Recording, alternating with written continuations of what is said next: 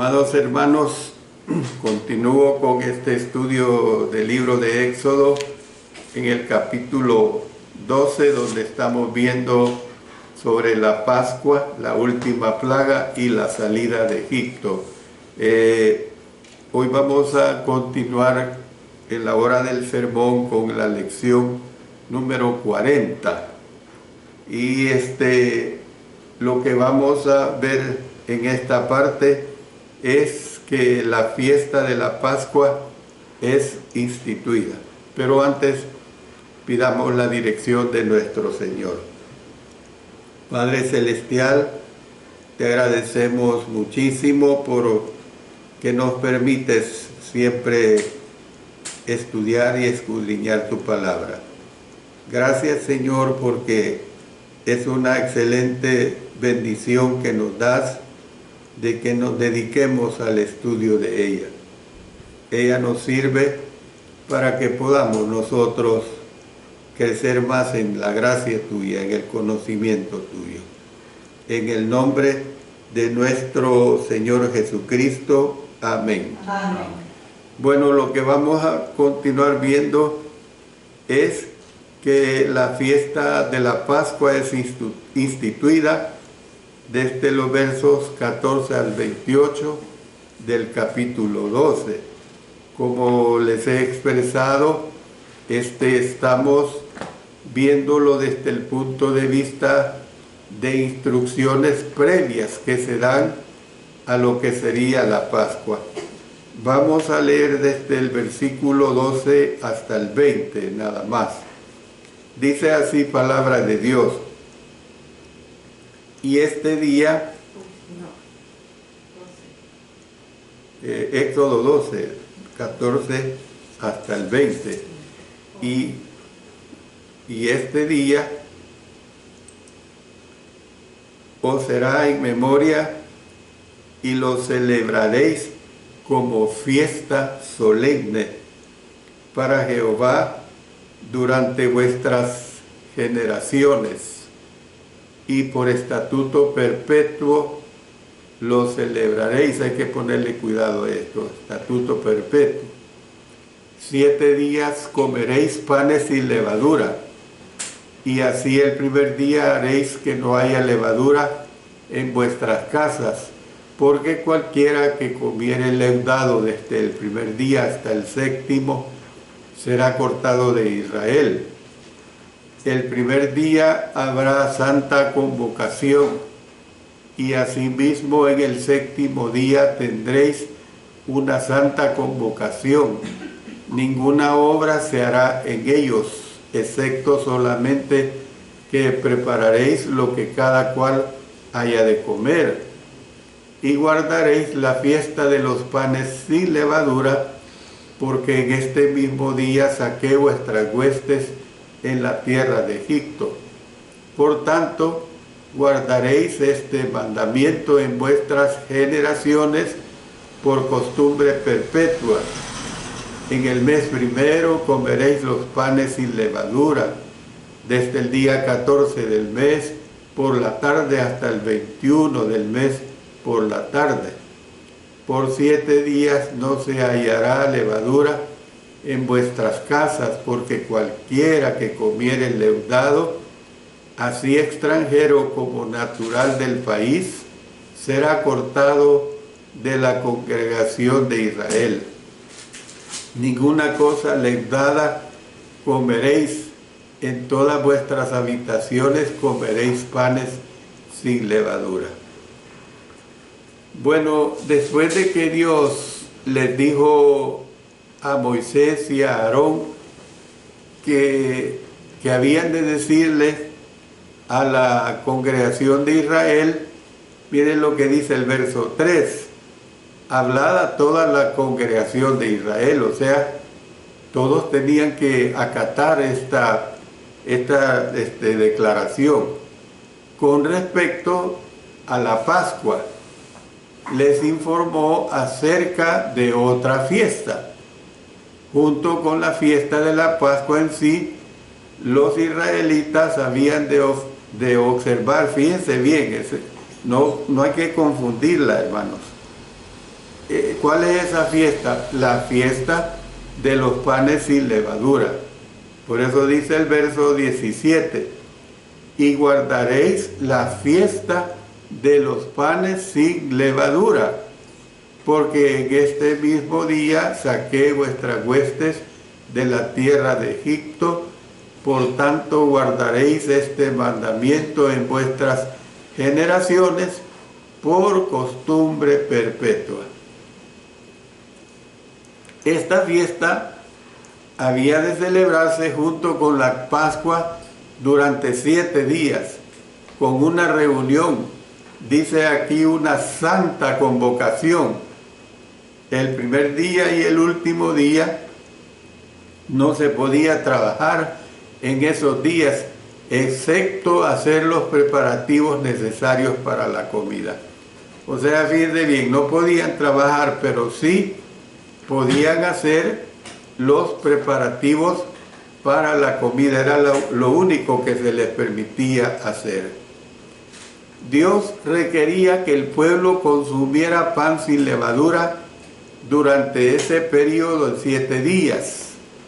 Les dijo incluso que se deshicieran de la levadura en sus casas, y esto es bien notorio. Fíjese que no podía haber ni una pizca de levadura dentro de las casas. Vamos a suponer que una ama de casa tenía levadura y ella cumplía la ordenanza de Dios de que no iba a usar levadura para hornear el pan, pero no podía ni conservar la levadura que le sobraba en su casa, tenía que deshacerse de ella. Por eso dice el verso 15, 7 días comeréis panes sin levadura, y así el primer día haréis que no haya levadura en vuestras casas, porque cualquiera que comiere leudado desde el primer día hasta el 7º será cortado de Israel. Mire, ¿qué era ser cortado de Israel? Yo se lo voy a ilustrar así de la siguiente manera.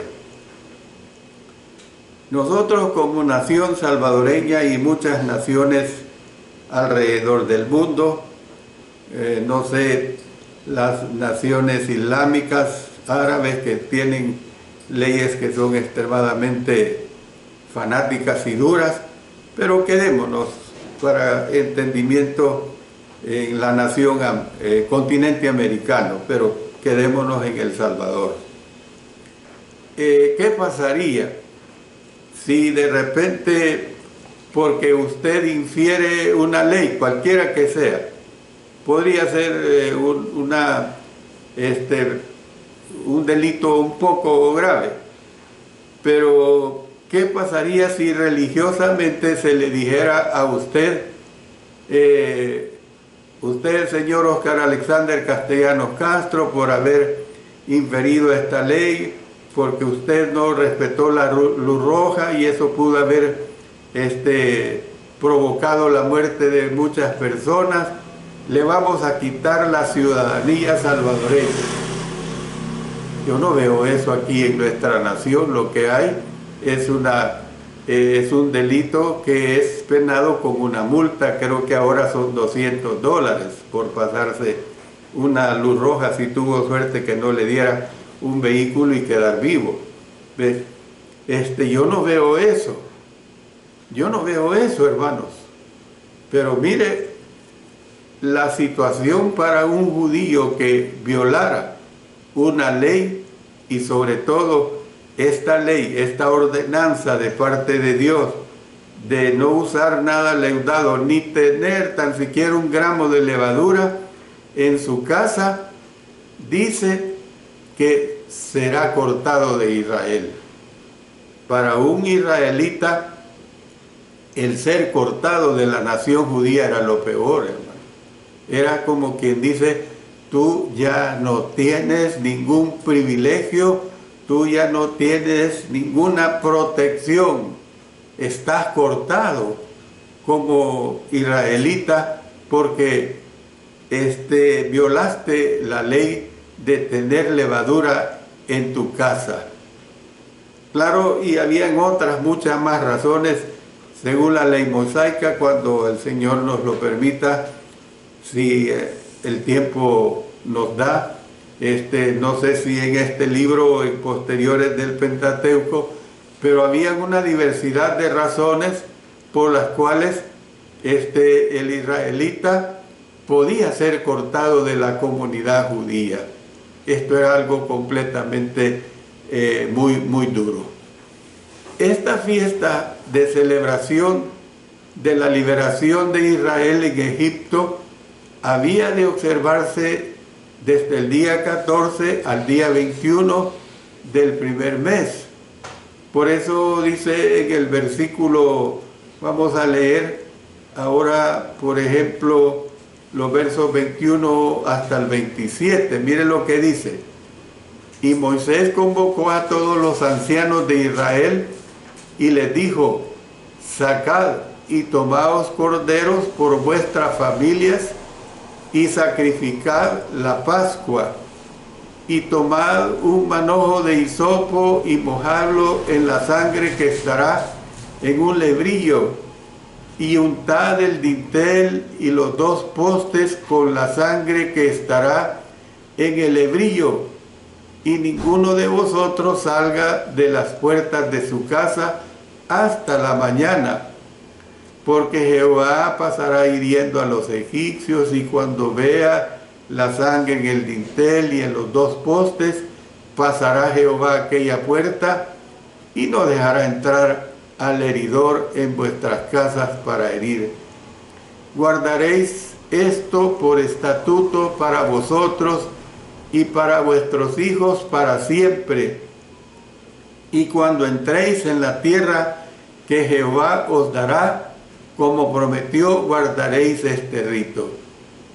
Y cuando os dijeren vuestros hijos: ¿qué es este rito vuestro?, vosotros responderéis: es la víctima de la Pascua de Jehová, el cual pasó por encima de las casas de los hijos de Israel en Egipto, cuando hirió a los egipcios y libró nuestras casas. Entonces el pueblo se inclinó y adoró. ¿Qué es lo que vemos? Moisés recibió la palabra de Dios con respecto a la fiesta y transmitió las instrucciones a Israel. En respuesta, el pueblo de Israel se inclinó y adoró. Y luego hicieron lo que el Señor les había mandado hacer. Después, el evento sobre el que se les había advertido ocurrió. Entonces, Moisés comenzó a dar sus instrucciones al pueblo, diciéndoles qué hacer para librarse de la plaga de la muerte de los primogénitos. Allí lo hemos leído en los versos 21 al 24, y que por lo tanto, cuando vimos Éxodo, aquí en Éxodo capítulo 12, versos 1 al 20, da detalles sobre el recordatorio, mientras que Éxodo del 12 hasta del 21 al 28 vuelve a la historia de las plagas y la liberación de Israel, un relato que hizo una pausa después de Éxodo 11:8. Mire, vamos a leer otra vez Éxodo 1 hasta el 8 para que entienda este enlace que aquí se da.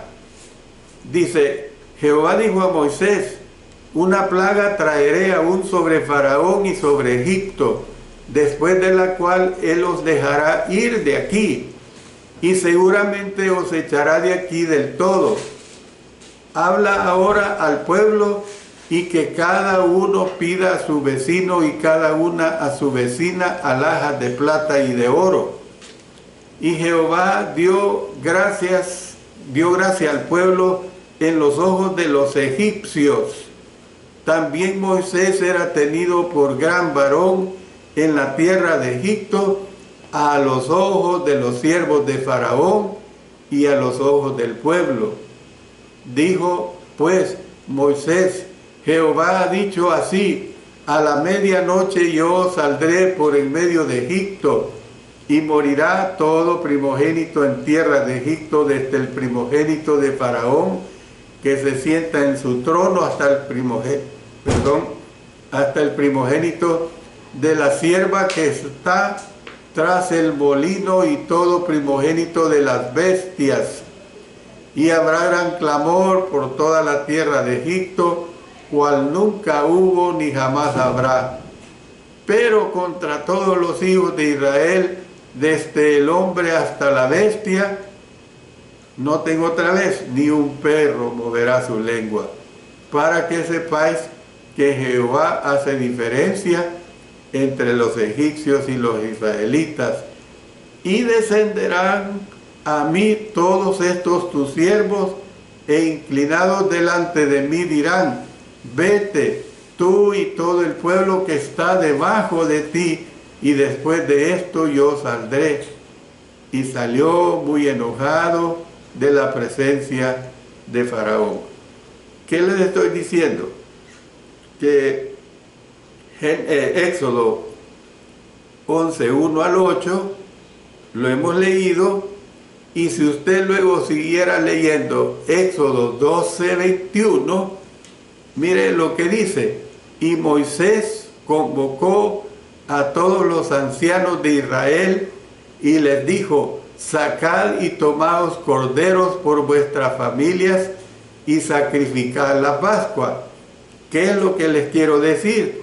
Que no se perdería nada de la historia. Es como una continuación, pues no se perdería nada de la historia. Entonces, las instrucciones para la fiesta incluían matar el cordero pascual y usar hisopo para rociar la sangre del cordero en los postes y el dintel. Moisés dijo que cuando viera la sangre, el Señor pasará aquella puerta y no dejará entrar al heridor, para que diera muerte al primogénito.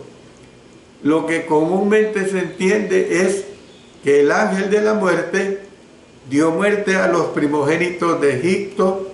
Sin embargo, el texto indica que el Señor fue el responsable de esta muerte. Fue él quien hirió a los egipcios, porque miren lo que dice el versículo 29. Y aconteció que a la medianoche Jehová hirió a todo primogénito en la tierra de Egipto, desde el primogénito de Faraón, que se sentaba sobre su trono, hasta el primogénito del cautivo que estaba en la cárcel, y todo primogénito de los animales. Y dice que pasó de la casa de los israelitas.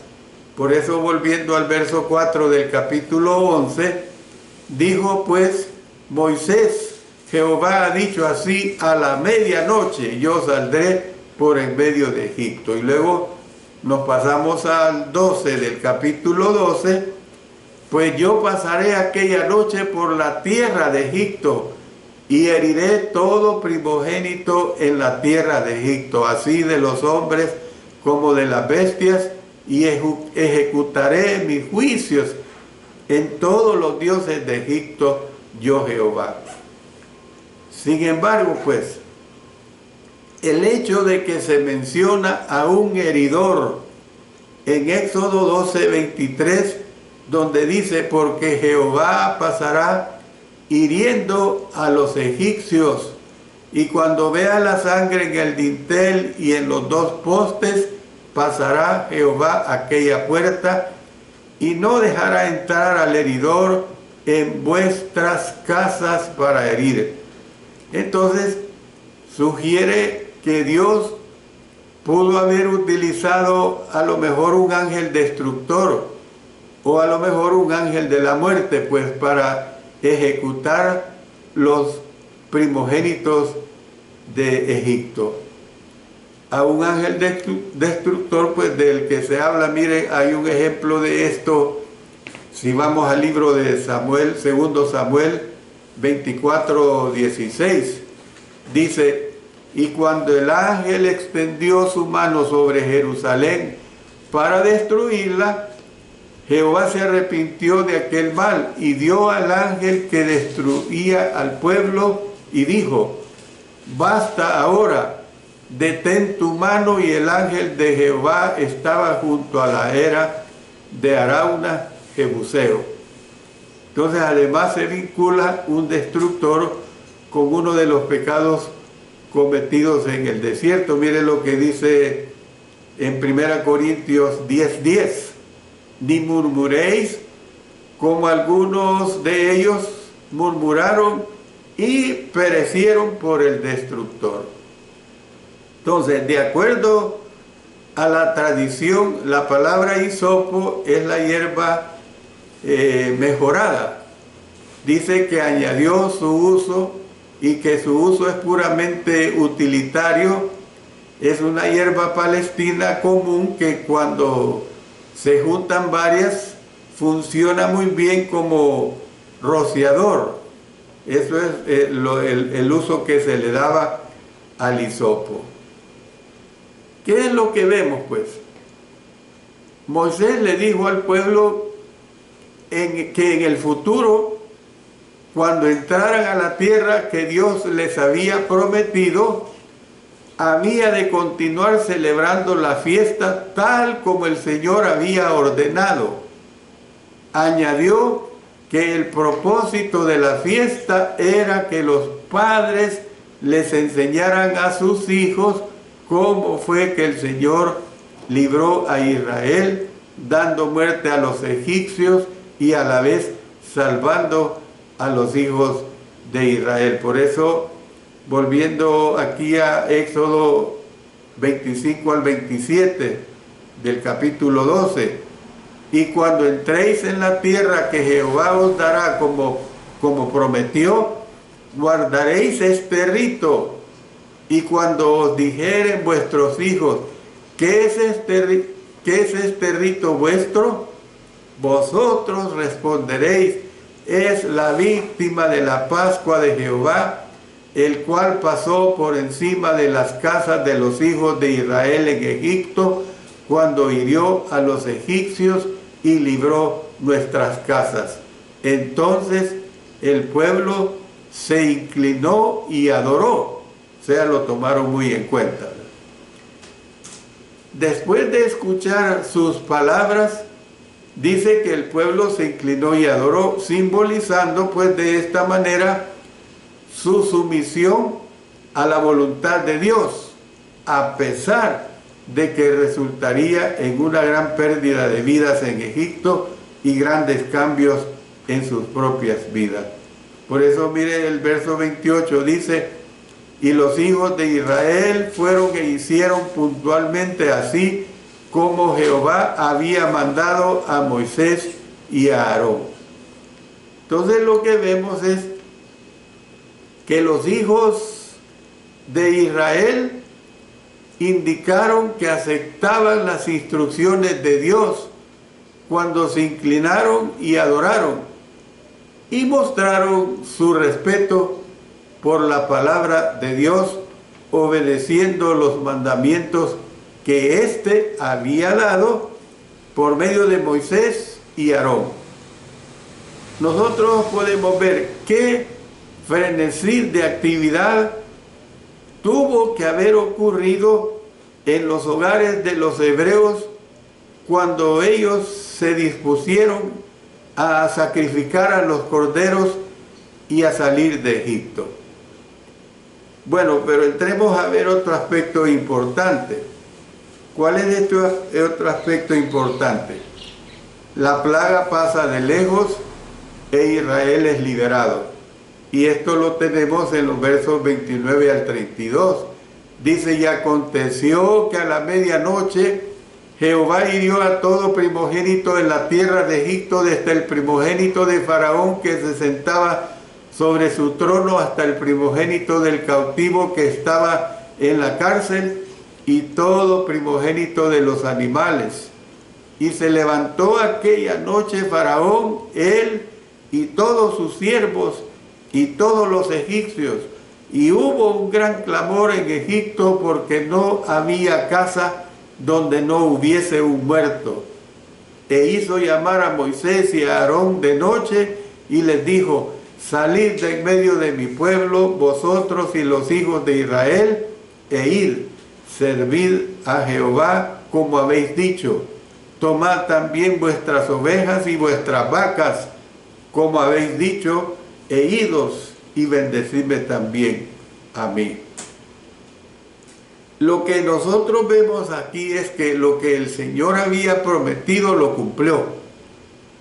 Dice que a la medianoche, presumiblemente el día en que Moisés salió de la presencia de Faraón, el Señor hirió a todo primogénito de la tierra de Egipto, desde el primogénito de los más grandes, o sea, Faraón, a los primogénitos de los más pequeños, o sea, los cautivos, incluyendo el primogénito del ganado. Tan extensa fue la plaga que la muerte vino a todos los hogares de Egipto. Esto es una realidad, dice, porque no había casa donde no hubiese un muerto. Ustedes tienen que imaginar, pues, ese lamento tan enorme. Solo vuelvo a decir, imagínense esta calle donde vivimos y que en cada casa, creo que hay 70 o 72 casas solo en esta calle, y que en cada casa hubiera un primogénito y se aplicara esa mortandad. Imagínense que llorar, que lamentar se sintiera en eso. Y aquí estamos hablando de toda una nación, excepto la nación egipcia. Después de esta última plaga, Faraón finalmente dejó ir al pueblo y de hecho lo instó a salir con todo lo que tenían. Dijo: tomad también vuestras ovejas y vuestras vacas. ¿Ve? O sea, les dejó que llevaran todo. O sea, al fin se hastió, pues. ¿Se hastió cuándo? Con la 10ª plaga. Les mandó a hacer tal como se lo habían solicitado. Incluso pidió una bendición. ¡Qué ironía, hermanos! ¡Qué ironía! Quería una bendición del mismo Dios del que había dicho previamente no conocer. Había sido derrotado. Sus dioses habían sido derrotados y él lo sabía. Se rindió incondicionalmente. Esta es la realidad que nosotros podemos ver. Y aquí termino el mensaje. ¿Cuál es el mensaje? Que ante Dios no hay ningún Dios en minúscula que pueda contra nuestro Dios todopoderoso.